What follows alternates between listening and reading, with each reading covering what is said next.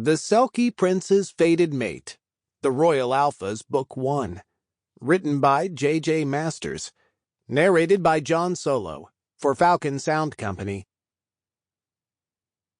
Chapter 1. The blood rushed to Kai's cock as he took a long, deep inhale.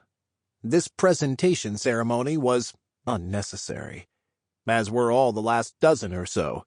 There was no reason to have 6 Omegas from all over the country, and even some from Europe, presenting themselves to him each time, all to find his fated mate. No matter what, it was clear. The pater of his future pups was now present in the great hall.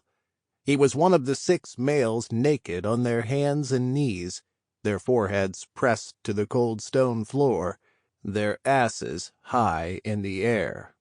The second Kai had entered the hall, his Omega's slick glands had started to express themselves. It was hard to deny the scent his future mate gave off. His hatred for these presentation ceremonies burned within him like the heat of 1,000 suns.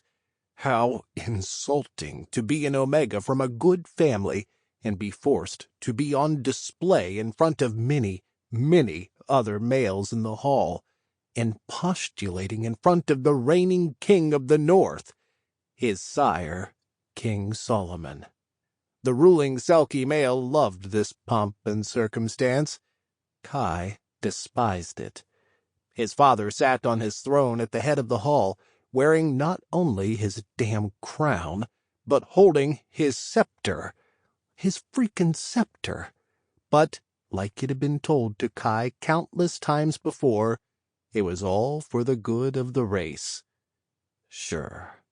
Being the oldest son of 5, he was next in line for the throne. Not that he wanted it, because he didn't. Not that he had a choice. He certainly didn't. Just like he wouldn't have a choice in choosing his future mate. That would be chosen for him, due to the fates. An Omega he'd have to spend the rest of his life with, who would sit by his side if and when Kai ever reigned the kingdom, and who would bear his pups. No, Kai's body would decide that. So, he had no choice. None, and neither did his Omega. Kai hoped he at least found his bonded mate easy on the eyes, and somewhat intelligent. Otherwise, he wasn't sure if he'd be able to tolerate being tied to a male Kai couldn't bear to look at, breed with, or even have a decent conversation with. Sample complete. Ready to continue?